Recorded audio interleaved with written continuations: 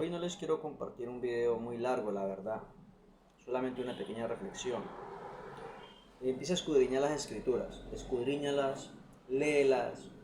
Tú que estás empezando nuevo en la fe, hazlo, léela, léela a cualquier hora del día, pero léela. Busca ese versículo en internet, lo que se necesita, lo que es, lo que quiere entender.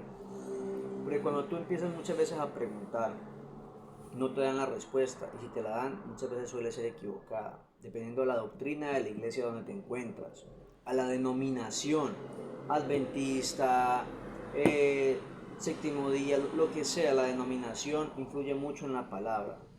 Pero tú ve y toma tu Biblia, toma tu Reina Valera del 60, toma cualquiera y léela, léela por tu cuenta y te darás cuenta que en realidad es muy diferente a como lo cuentan muchas veces los pastores.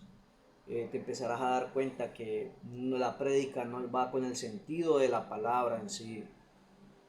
Y tú dices, bueno, pero yo estoy empezando en la fe, en Jesucristo, en el Padre, en el Hijo, en el Padre y en el Espíritu Santo.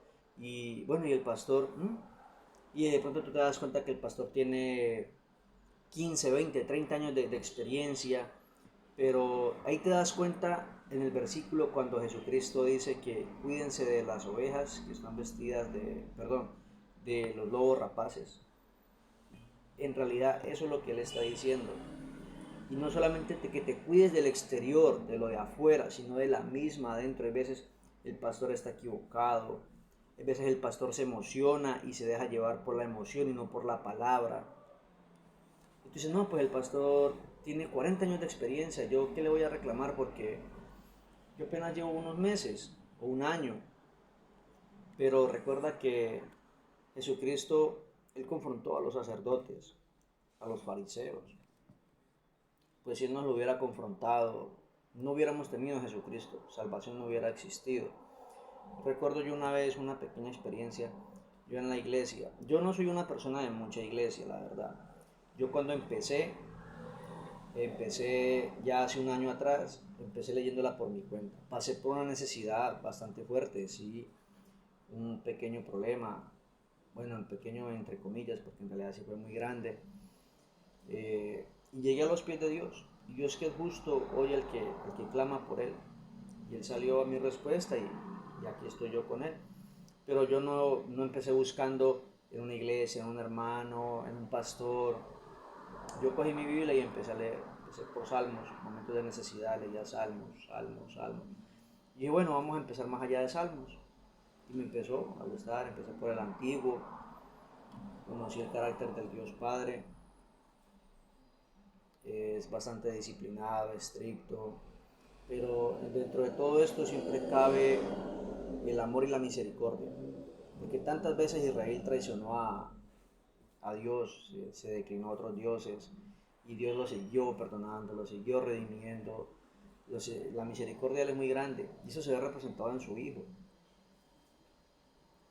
Bueno, para no alargar el tema, sí, busca eso, la verdad, busca, escudriña por tu propia cuenta y te darás cuenta que empezarás a ver al pastor diferente, a los hermanos diferente, verás la prédica y te darás cuenta de que en realidad no es así la cuestión. Eso no solamente es un versículo, es todo el contexto en general. Sí, en unas ocasiones será solamente el versículo nomás. Sí, yo no me aparto de eso, pero en realidad si tienes que buscar de Dios, hazlo por tu propia cuenta. No esperes que alguien te diga, mira, esto se lee así, porque vas a tener la idea de esa persona y no tu propia idea. Te vas a limitar a no orar, a no ayunar por la respuesta, a no hacer vigilia por la respuesta. Sí, mucha gente dirá, no, ya no estamos en el tiempo del ayuno. Pero si tú quieres, hazlo, haz un ayuno para Dios, pero un ayuno leyendo la palabra y meditando en ella, porque un ayuno sin esto es simplemente una dieta.